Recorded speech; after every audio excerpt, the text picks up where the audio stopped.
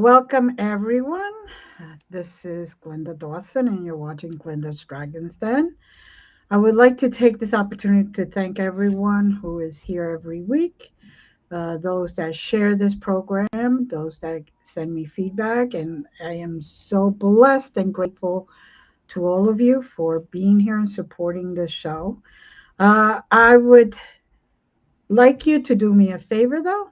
Every single time you see this, whether it's this show tonight or any other night, please share because we have to spread good news out to people. We need to spread good energy out there, one way or another. And somebody may heal by the experiences of my uh, guests. And with that being said, tonight we have a wonderful soul, Karen Holton, who is here and is going to tell us all about herself. And please remember all of her links and information is going to be in the description. So if you don't catch it right away, you can always refer to the description and follow her there. Hi, Karen. How are you doing? I'm good, Glenda. Thank you so much for having me on your show. It's a real honor. Thank you for your being here. The honor is mine. Honor is mine. So tell us about yourself. Oh, wow. Okay, let's start with the truth. I'm a really ordinary person.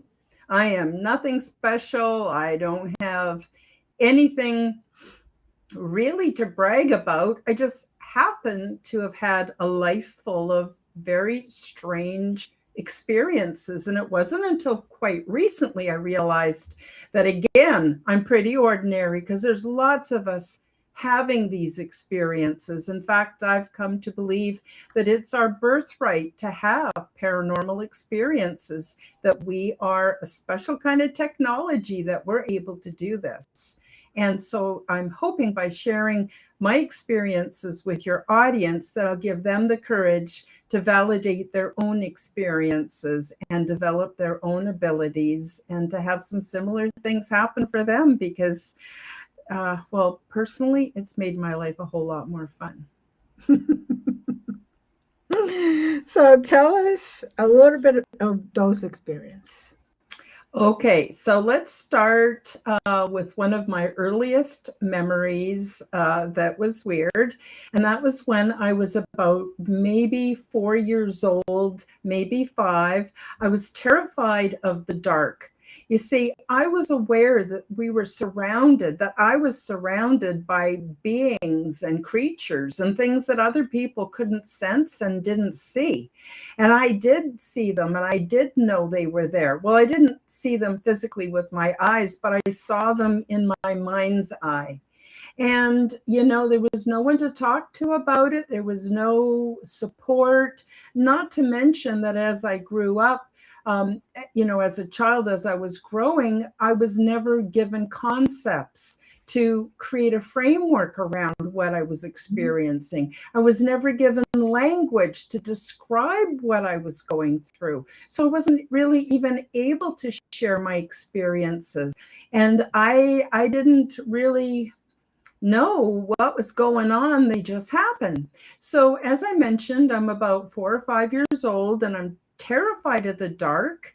And I couldn't sleep because I would tuck myself so far under my covers, make sure not a toe stuck out, not a finger stuck out, not a hair, not my head, nothing. And I couldn't breathe. And it was really awful and didn't help the situation. Well, one day, I'm just going to show you a few images from my book. So one day, this beautiful creature appeared to me. This is an AI generated. Obviously, I couldn't go back in time and get a shot of the being. But I didn't find out until I was in my 20s when I was looking at a book that was about fantasy creatures and myths and legends and stuff. It was a griffin. So it had the head and the wings of an eagle, and it had the body of a lion, except my griffin was all made up of flames.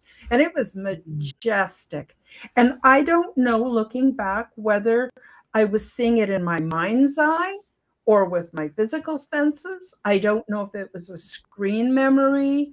Like, I don't have an explanation. All I know is it brought me comfort, and it let me know that that it would protect me, that it was safe for me to go to sleep. And anytime I was afraid, all I had to do was, in my mind, think of it, and boom, it would be there and it would protect me. And so after that, I was able to sleep at night. So that was a wonderful, wonderful experience. I also had another experience around the same time. This may sound a bit like too much information, but it's how it happened. I was basically just sitting on the toilet, and the place we were living in had these large black and white checkerboard tiles on the floor. And so I'm just sitting there doing my business, and I happened to notice that at the edge where the floor hit met the wall, that there was like a little anomaly. There was some movement, and I thought, that's really strange. And I sort of leaned forward and I just started watching it. Well, pretty soon this escalated, so it looked like the floor had waves, rolling waves. And I was like, wow, fascinated. I wasn't scared. I was just fascinated. And but then when the waves got too big, I started getting scared, and at that moment it dropped flat again, and that was the end of that. I have no reason like to give you. I don't know if it was a sign, if it was a real thing, if I was hallucinating as a child. Like, I have no idea. So that's kind of how things started for me later on, when I was about 5 or 6, maybe 7 at the most. I had 2 brothers, and they were always kind of not wanting to play with me because I was a girl, right? That kind of family stuff. And my brother went and locked me in the closet so I couldn't play with them. And I really wanted to see what they were doing. I wasn't scared of the closet. I just wanted to see what they were doing.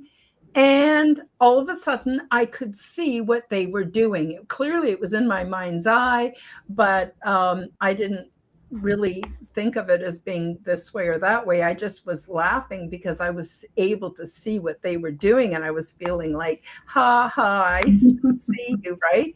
And eventually, when my brother let me out, probably, maybe 15, 20 minutes later, it wasn't too long, I told him that I could see everything he was doing. And he's going, yeah, well, what were we doing? And I told him, and he just made fun of me and made fun of me. And every time I went to try to talk to my mom about it, she would say, stop that. She'd get really mad. She'd say, stop that. Don't talk like that. People are going to think you're crazy, and we don't want that. So you must never talk about these things. That's not real. You have an overactive imagination. And that was all I ever got. Now, when I was about maybe 7, 8, 9, I started just walking to churches that were in my area. I was aware of my spiritual need. I didn't really understand, the dynamics of religion or anything like that. It just seemed like I was told that God was there, and I figured, boy, if anyone needs help, it's me. There's a whole bunch of other stuff I'm not going to get into. I go into it a little bit in my book.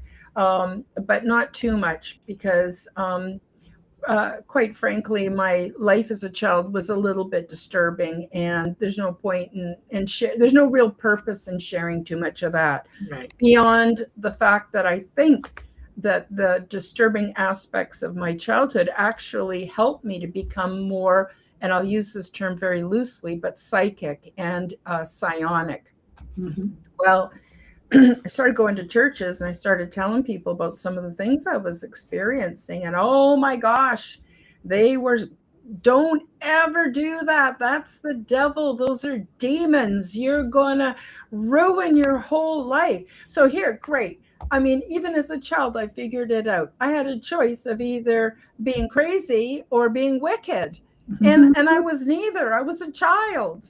Just trying to make sense of this strange reality. And so that wasn't very good. It really terrified me to think that I was opening the door for demons and stuff. And I actually checked out and joined several different very fundamentalist religions, because I somehow thought that might protect me. and I tried to shut down my experiences as much as I could. And then later, I started to think I was crazy because other people weren't having these experiences. Why was I? Was I Mm. imagining it? Was I a crazy person? Oh my God, I didn't want to be a crazy person. And I didn't want to be a wicked person. I was Yes. actually a good person right from the get go. I love to be out and watch the bees and the neighbor cats and dogs. In those days, all the animals ran free. Hmm. And I loved flowers and caterpillars. And I even used to pick up caterpillars, I remember, on my way to kindergarten and put them in my pocket, thinking I was saving them. And then during kindergarten, they'd all crawl out and be all over. And the teacher said, who brought the caterpillar? I said, me, I'm saving them. So that was my nature. My nature was not, Right. considering what my life was like at home, my nature was very good, very pleasant. I'm pretty proud of the way I was, and Hmm. try to maintain that. So those are some of the really early experiences. Do you want to hear about a few that happened a little bit later? Oh, of course. Of course. Okay. Well, I wasn't sure if you wanted me to just stick to my young childhood. Okay. So later on, Hmm. when I was uh, an adult, I had several strange things happen. One of them was I was on Vancouver Island. I'm Canadian. I was on Vancouver Island, and I was at a place called Stodom Falls, and they have these very shallow rivers and a lot of shale and flat rocks. It's a beautiful place just to go and get some sun. And I was lying on this big flat rock looking up, just loving the sun. I love the way it feels on my skin, and I saw a bald eagle, and it was way up there going around and round and round like they do. And all I did was have the desire to see things from the eagle's perspective. And boom, in a flash, I was seeing what the eagle was seeing. I could see way down below me, little tiny on the rock. There was me. There was the forest, the rivers, the logging roads. It was all beneath me. It only lasted for a few seconds. I was like shocked, and then boom, I was back down on the rock, and I went, oh my God, I didn't even know this was possible. Well, since then, pretty much every summer, at least once, I do that because I just want to see if I can still do it. And I can. It's quite lovely. And I had no language for it, no concepts for it. I just was very, very grateful for the experience. And another thing that happened that was really similar a few years later, I was in my room in an apartment I was renting, and I had a cat, and my cat was chasing something under the bed. And it was nighttime, so it was pretty dark, but not completely pitch black. And I wanted to see what my cat was seeing. And all I did was express within the desire, wonder what kitty is chasing. Boom, I could see through the eyes of my cat. And what shocked me was not just the fact that I could see what the cat was seeing. Well, apparently, cat's eyes, they have a reflective surface, so they reflect light outwards like little flashlights. Right. And what I didn't know is that spiders have these spots and stripes on them, especially the big ones. That make it, they become very luminous when the light is reflected off of them. I never knew that happened, Mm. to that there was a dynamic like that even. And so I just started laughing, and boom, I was back in me again. And I went, oh my gosh, like I didn't have language for any of that, like consciousness transfer or Right. anything like that in those days. I was just like shocked. So Hmm. what I want to say about my gifts is it's not something I can just turn on and turn off. Sometimes I can, but mostly it's just expressing the childlike wonder and the desire to see things from these different perspectives. Hmm. And so that was pretty lovely. And then later on, I ended up. Oh, I feel so bad about this, but I'm going to tell you the truth. Okay, so I had an extraterrestrial being making contact with me within my my imagination. I believe our imaginations are portals. Right. And he was trying to make communication with me, and this went on for like over a year. And I thought it was the crazy part of me doing it, that I was imagining it, and it was interfering, because it kept happening. And I just, not really interfering, but kind of didn't know what to do with it, didn't know what it was, never heard of this before. I started making fun of him, and then he left and didn't come back until a few years later, when I had my extraterrestrial aboard the big ship experience. Well, it was actually just before that. And then I realized he was a real being. So I was going to show you another image. Yes. Again, this is AI generated. It's in my book. So I call him Bob the Gray. Now, I have no idea what his real name is. That is not his real name. But, these higher beings, they're not all weird about politics around identity. They don't have any of that, right? And so I called him Bob. And he was so cute because he knew, in my heart of hearts, I was kind of terrified of the stereotypical grays. And I don't even know how or why or where I even got that from. But I had that from early adulthood. And so he would always show up wearing black, straight leg, kind of what we used to call stovepipe leg pants, a black turtleneck sweater, and a black fedora. And he always made me laugh. So that's one thing that I want to say is, first of all, there's many different races and groupings and types of grays, but also that many of them actually have a sense of humor. And it's not meant to be terrifying, although I validate other people's experiences who might have been terrified. That wasn't like that for me with Bob. But then I actually missed another really important experience. Do you want me to tell you about it before I get into my ET stuff? Please, please. Okay, so I had a really, really bad experience as a young adult. I had 2 children. I had been married. My husband and I were split up. He had remarried. He had convinced me to let the kids go and live with him, that somehow it was hard on doing them harm, not having enough contact with him. I felt, well, a child can never have too much love. And I thought, well, I will let them go and stay with their dad, and it might be really good for them. Unfortunately, then I found out that he and his wife didn't want me having any contact with them at all, ever in their childhood. And I was devastated. And I fell into this really low state, vibrational state, where I was really grieving. Oh my God, it tore my heart out that my kids were gone. You should have seen me on the first day of school. I was a mess because I had no little kids to take to school. Like, it was bad. And all of a sudden, I started getting this urge to kill myself. I'll use the word off myself. Hopefully it's kinder to the algorithms out there. And in a very peculiar way. And I want to skip forward a little bit just to give you more context. 2 years later, I met a woman, and she was asking me where I lived, and I told her, and she said, "Oh my God, do you know what happened in that little house?" And I said, "Well, no."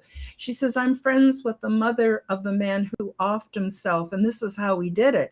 And it was exactly what had happened for me 2 years earlier. So what I'm thinking, and the lesson here, I think, for everybody, is we match up vibrationally to what we are and how we're experiencing life. And I had fallen into this deep state of grieving that I somehow tapped into. This is my opinion, I have no proof, but that I tapped into this low vibrational state or impression that was left by the man who had lived there before me. Okay. So now going back to when I was having the urge to off myself, it was the middle of the night. I was going to do it the next day. And all of a sudden, I had what I call an overlay. An overlay is when we see something with our imagination, but we're fully awake, our eyes are open, and it's so strong that it is a more real image than what you're seeing out of your physical eyes. Right. And I saw all these points of light, and from these points of light, there was light flashing out the sides, giving them the illusion of wings. So in my interpretation, I was seeing angels or an angel. I don't know. It depends, I guess, on how they want to be seen. But I could hear a voice, and the voice was like 1,000 voices all speaking in perfect harmony, perfect unison. And whatever it was questioning me on why I wanted to leave my earth experience. And I said, because it sucks. It absolutely sucks. I did not sign up for all of this. I deserve to have a good life. I deserve to have better than what I've been experiencing. I need my children with me. And I'm just really having a hard time coping. And this is interesting. They basically told me that all of us humans have exit points. See, we think when we die, that's the end of it. Not at all. In fact, there's a much more beautiful life we can have after we leave this physical 3D dimension. But they said that, there's exit points, and that it never gets held against us. So like in church, they teach, one of the most horrible sins is to commit suicide, because then you can't get into heaven and all this jazz. Well, no, the angelic realms, these beings told me, no, that's not true. You can go whenever you want. They said, but if you want to stay, we'll give you a helper. And I was overwhelmed. First of all, I was overwhelmed because of all this grief and this plan I had. I was overwhelmed because I was seeing what I interpreted as angels. I never heard of anything like this. I mean, you hear about, angels appearing to Mary and being a messenger, but I never experienced heard anything like this ever. So I just said, well, what do you mean? What kind of a gift? And they said, that's for you to decide. And when you're ready, you let us know. And I said, well, I need time to think about this. I need time to think about this. This is just, wow. And they said, okay, when you're ready, you let us know. And apparently they're all around us all the time. There's no secrets. There's no hiding anything. We may as well just accept that they're there, in the spiritual realms, I'm guessing, maybe even in our realms. I don't know. I'm not an expert on any of this. I'm pretty ordinary, guys. So I said, let me think about it. And then obviously I didn't do it. Then the next day I started going for these long walks, thinking, this is really important. I have to choose well. I have to choose well.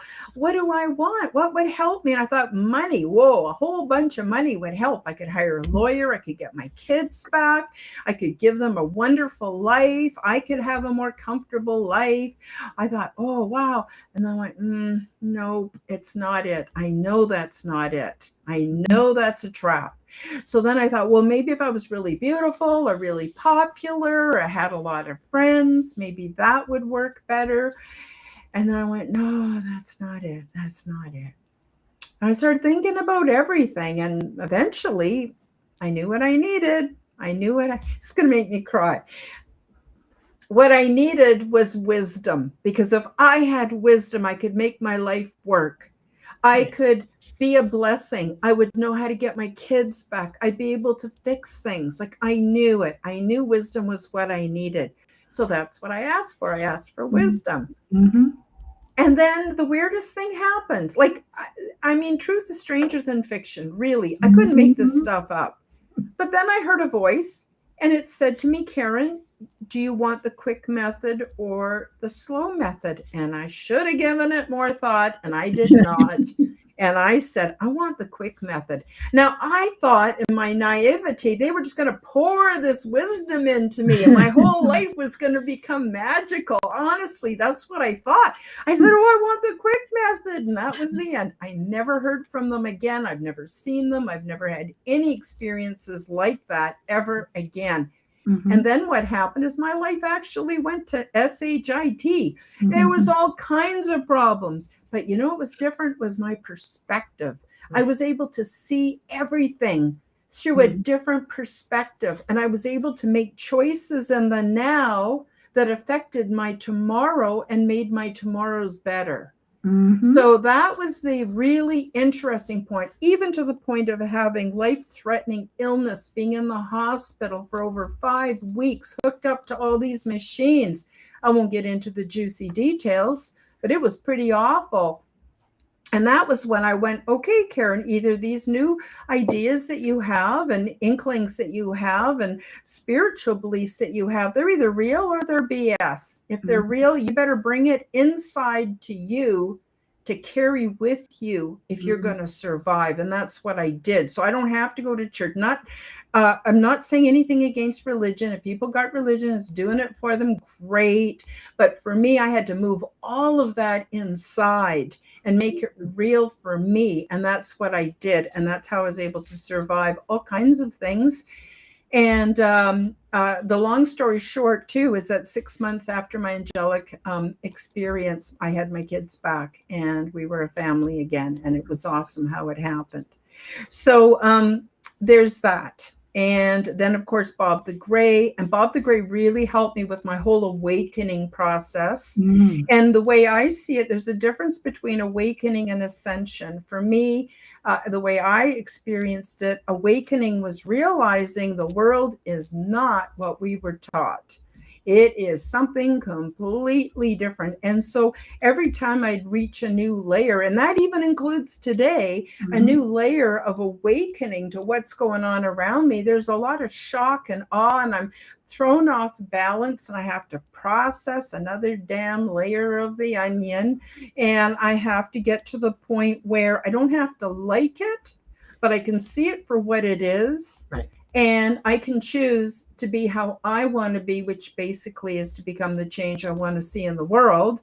And that was my awakening. And it wasn't until I had done significant layers of that I then started to experience what I call the ascension. And what I call the ascension is just the raising of our resonant frequency. Every cell in our body has a frequency. Each one of us has our own unique frequency. I needed to raise my frequency for two reasons. One was so that I could learn more and experience aspects of life I didn't know were possible, but also I had to raise my frequency, because what happens is we're interacting with other people, other beings, other things all the time, and we will only be met with where we're at with our frequency. So, if we're tired of being around psychopaths and demons and all that kind of stuff, we need to raise our frequency so they can't touch us. They can't come into our field.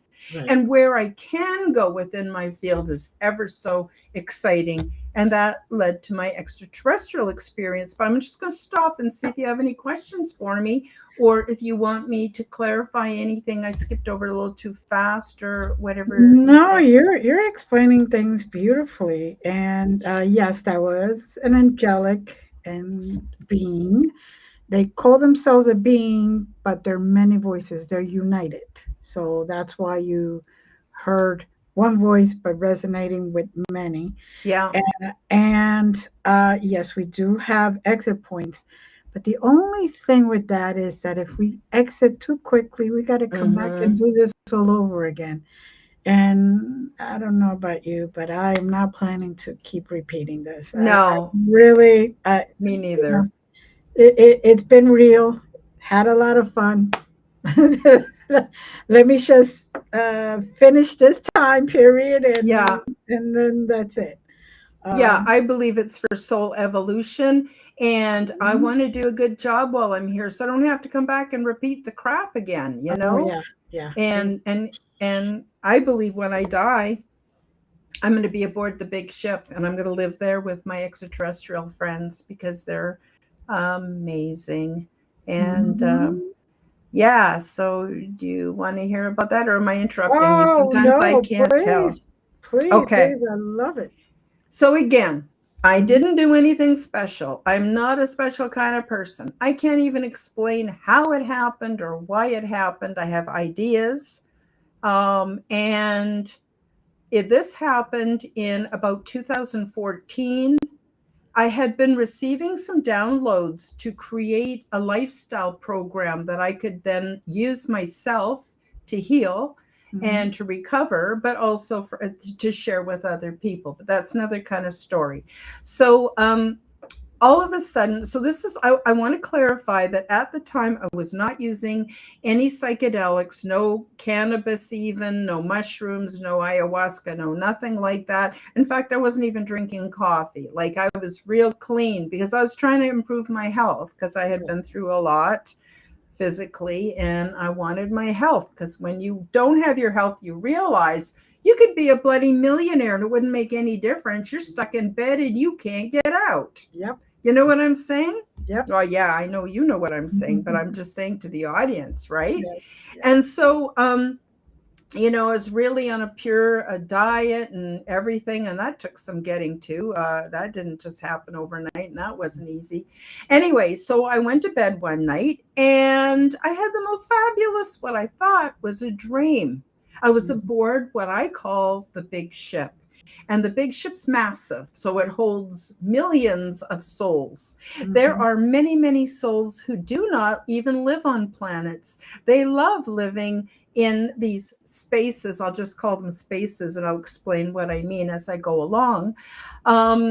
They're born there. They live their whole lives there. They love it. They got jobs to do, and they got community and family and everything they would ever need. Plus, it's a lot safer because, you know, on planets you got wild animals, and you got sun flares, solar flares, and you got earthquakes and volcanoes. You know what I'm saying? A huge list, right? And so anyway, so I met these beings. I went through an orientation process. There was no one scary. So the first thing people want to know is, what did they look like? What did they look like? They look very much like us. Most are taller, wider frames, wider hands, wider feet, all beautiful with symmetric faces. Some have hair, some have less hair, some don't have any hair. You know, there's diversity the way we would see here on Earth. So even here on Earth, you can have a family, say 5 kids from the same mom and the same dad. Each kid looks different. One's got dopey ears like the uncle. Another one, you know, has got brown eyes, and one has blue eyes. There's diversity. There's diversity. The thing we have in common here on Earth is we're part of the human race. We're all part of one race from one species. What I discovered about my extraterrestrial friends is they're also from the same species as us. They're just different family lines or races. And they come from different worlds and even different dimensions. So I guess, so I wanted to say that there's a few peculiar characteristics some of them have, but basically think about us at our next stage of development. Once we've stopped our warring ways, once we've stopped our greed and our lust for money and sex and power, once we're able to throw off the shackles of all that stuff, and we start to realize that we have to vibe on what I call the love harmonic. And we don't even know what love is on this planet, not really. So love is not just a warm affection for somebody else. Love includes patience and kindness and mildness and self-control and faith and all kinds of wonderful attributes. So think of love as being this beautiful basket full of fruit, and each fruit, actually the Bible does call it the fruit of the Spirit, all these beautiful fruits. And we need to manage these and learn to exercise them. And it's a bit like juggling, and you're not very good at it at first. You try to be patient. I mean, try to be patient with yourself, never mind other people, for one day. It's a big job. So, I mean, spiritual evolution really takes a significant amount of energy and work to be able to pull it off. Well, these beings have mastered it, and they've not only mastered it, they've mastered it thousands of years ago. And so their offspring and their offspring's offspring and all of that, they've been able to put together a cohesive culture that is so amazing and so beautiful. And what I want to say about this is it's a transdimensional space. I'm just going to show people the cover of my book, if that's okay. It's called Transdimensional, Meet the New Neighbors. This is the author copy. When you buy it, it won't have this band across it.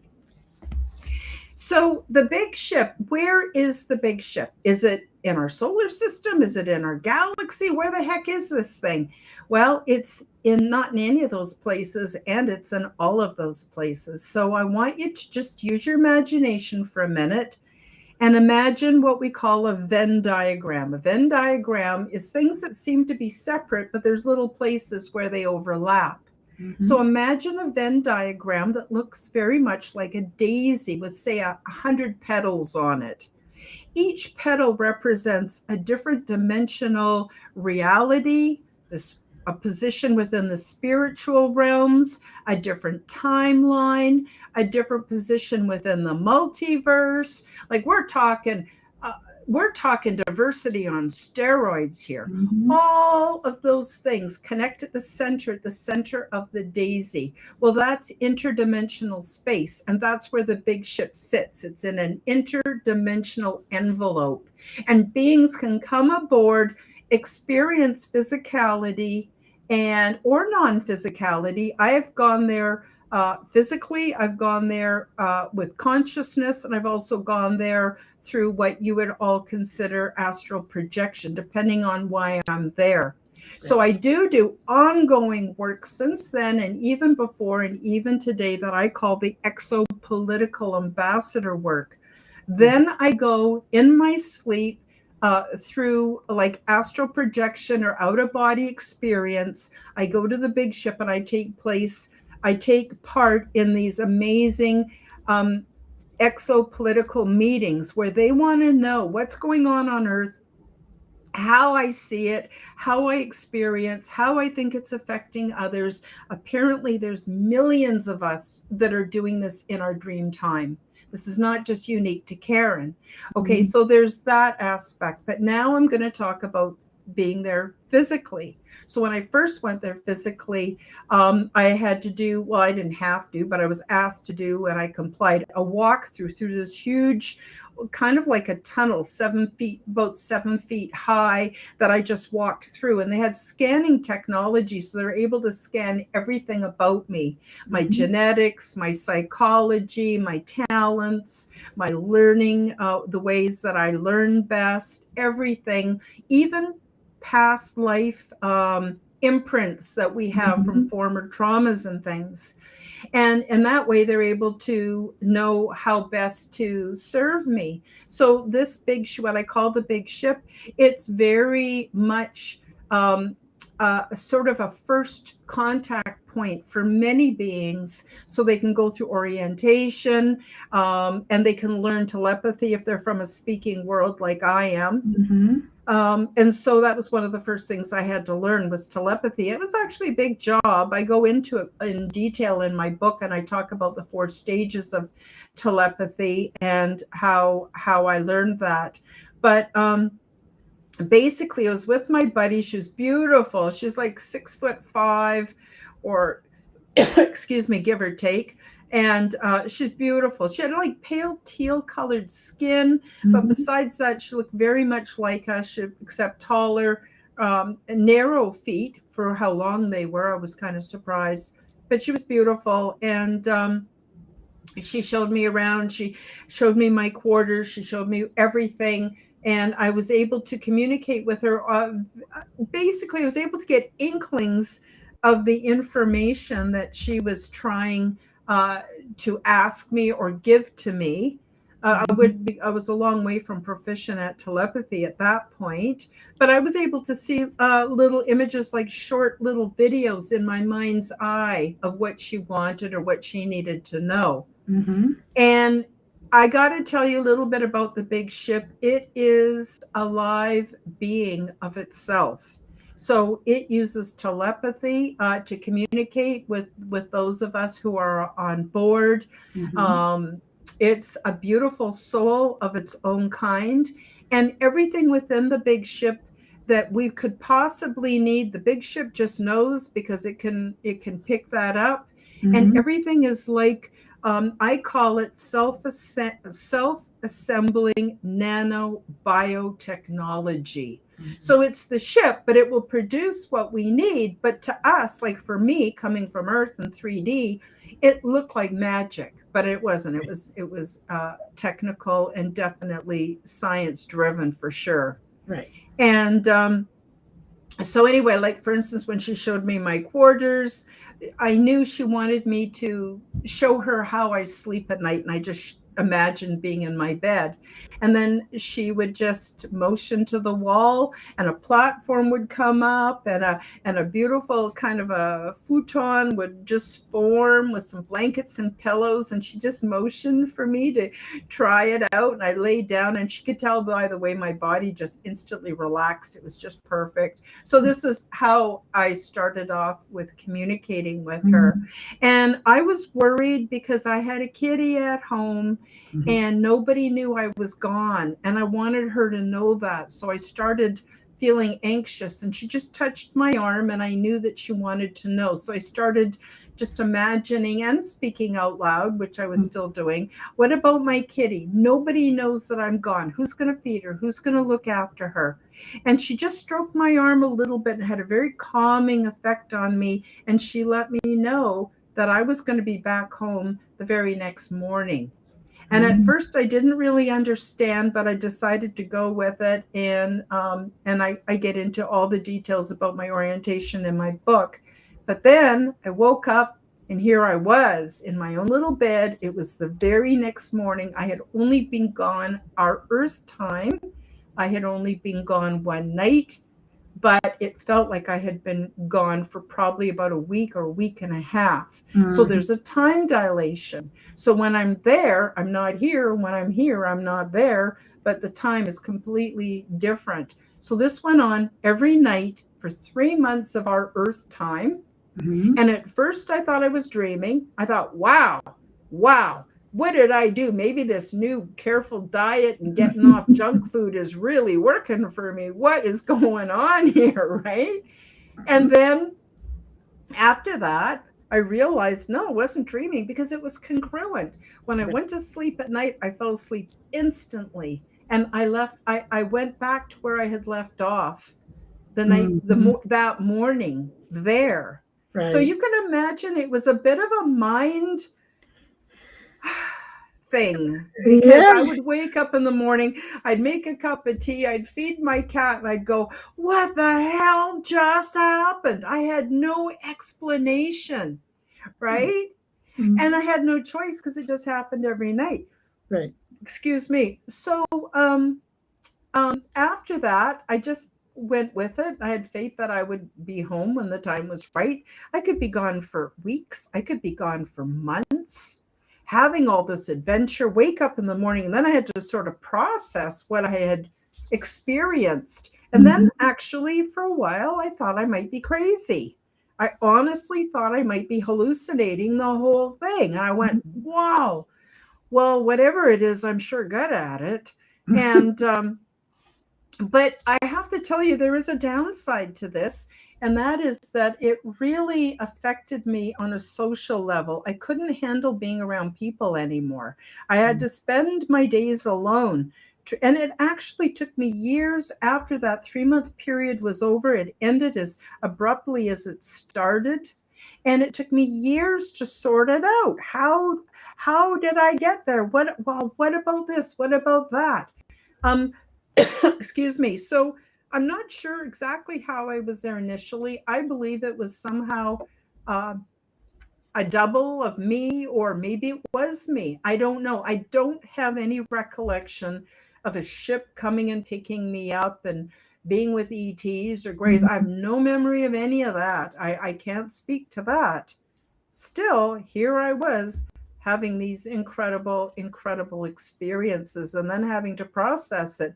So it was also very disturbing to come back.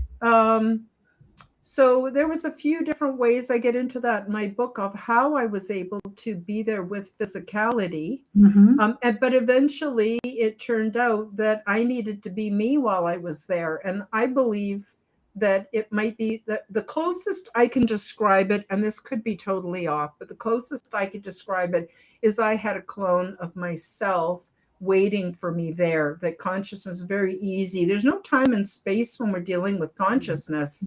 So I just left me sleeping in my bed and became Karen aboard the big ship. Mm-hmm. So there's all of that. And so after 3 months, it abruptly stopped. And then, wow, I had to somehow process this incredible, incredible experience. I noticed we're quickly running out of time. So I'm just wondering where you'd like me to go from here, Glenda. Well, would you like to do any type of special blessing or anything like that? And then, the remaining time, if there's anything particular you want to talk about that we haven't had a chance to talk about. Okay. So, yeah. Well, what I would like to do is to tell everybody that I was taught that there are millions of us on earth today who are having these experiences. But generally, we agree to forget for a purpose. We're here to have an earth experience for soul evolution, not to mention it's a safety precaution if we don't remember. So a lot of people who want to have contact, want to remember, you can, probably it will come in tiny little glimpses and in the memory of dreams and stuff. But I think it's important to realize that we're here for a very specific purpose. So there are other big ships. There might be, I have no idea how many, but probably a lot. All over the place. And then when you consider all the dimensional realities, but what happens is we wake up in the morning, we go, wow, that was quite a dream. We might tell a couple of friends and they might think we're being silly or whatever. And we eventually gaslight ourselves into thinking that it was just a dream. It wasn't anything. But really, it was something. And so millions of us, so you may not think that you're making a difference here on earth, no matter how hard you try, you are making a difference. And you're spending time in a completely different reality, also making a difference there. So this is not just something special that Karen Holton had happen. This is happening all the time. And what I recommend that people do is to think about their peripheral awareness. Let me explain what I mean by that. When you're looking with your eyes at your screen, you're aware that you have peripheral vision. You may not be using it, you may not be aware of it, but you can see quite a bit on either side if you want to.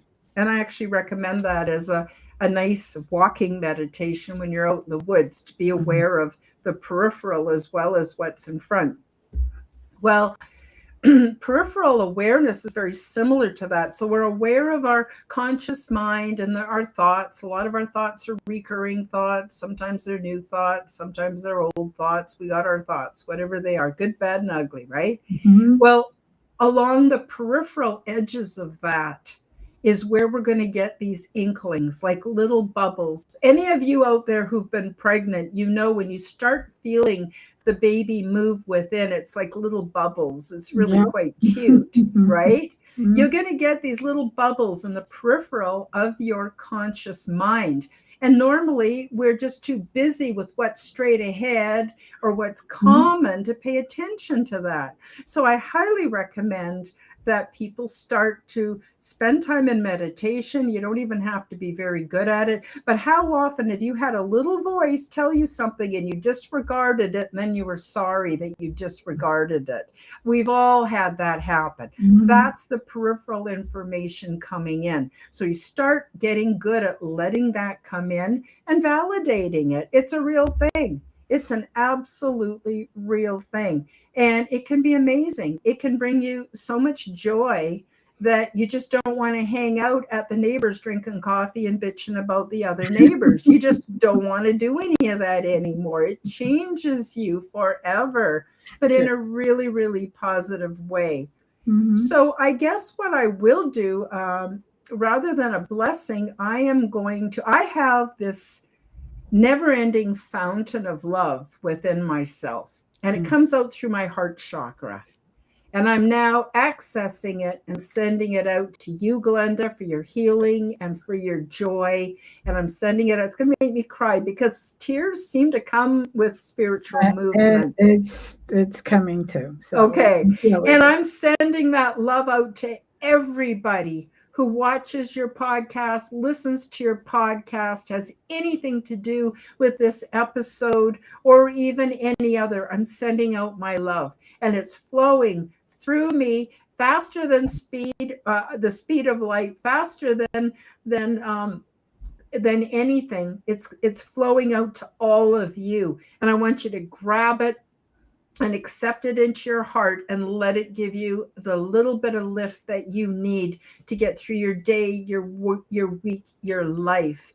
And so that I can do, and I'm doing that now. And for those of you who wish to receive, it's happening. It's happening. And you don't have to doubt it. And I think most of you will probably really, really like it. The other thing I want to do is invite people over to my channel. Mhm. Actually, I have quite a few channels, YouTube and Rumble and Odyssey and Telegram and on it goes. And I'm also part of the Forbidden Knowledge Network. So I'm available on all audio podcasts. And I have that on the screen at Karen Holton TV. That's the name. I use the same name on everything. The audio podcasts are very likely the Quantum Guide Show with Karen Holton, because I started out in the network under that name. So I have a couple of different shows. One is on Wednesdays in the daytime called the Quantum Guide Show. And I interview people who are amazing and have gifts that they're offering the world. It could be everything and anything that's positive or that's helpful. Because like right now, we really, really need this. And I created Mhm. that podcast because that's what I needed when I was going through my awakening. That's what I needed, and I couldn't find it. So I created it now for everybody else to help them out with their journey. Very. And then Sundays, I have the Aliens and Angels podcast, and there I interview experiencers, Angelic, ET, or anything in that genre. I Mhm. have those people on Sunday, give them their own area. But more than that, I do my podcast live, and I have a wonderful live audience who joins us. They're very loving. And the Mhm. thing I want to stress is that I'm nobody's grand poobah. I'm not the spokesman for ET or anything like that. I'm just talking about my experiences. Mhm. And anyone that comes and joins us in the live chat, or anybody who comes in and watches my videos, they get to keep their own intuition, their own feelings, their own beliefs. Nobody has to believe what I believe. That's totally okay. Even if you get my book, you don't have to believe it's real thing. I think Mhm. you'd find it really entertaining and inspiring, but you don't have to believe it, because you see, your experience, everybody out there, your experiences are sacred and they're yours and they're Mhm. important. So hang on to them. So we have this lovely chat. I've got lovely moderators who make sure that everybody gets heard and gets validated. And that Mhm. again is something. Basically, I just created everything I wished I'd had Right. for tools to help and assist. And then, of course, I do many visits to other people's channels, like yours, Glenda. Thank Mhm. you so Thank much for you for having being. me.